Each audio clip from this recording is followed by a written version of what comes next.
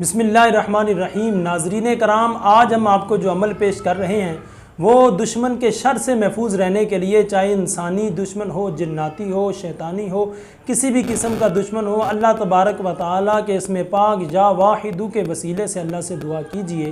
ہماری طرف سے تمام مسلمانوں کو اس عمل کی خاص اجازت ہے۔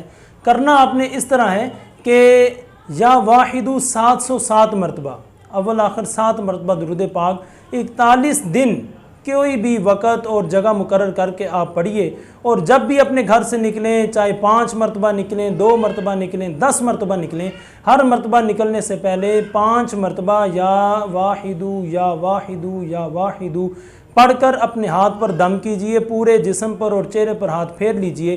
انشاءاللہ کیسا بھی دشمن ہو، اللہ تبارک و تعالیٰ کے اسم پاک کی برکت سے ذلیل و رسوا ہوگا، اور اللہ تبارک و تعالیٰ اپنے اسم پاک کی برکت سے آپ کی عزت کو محفوظ فرمائے گا۔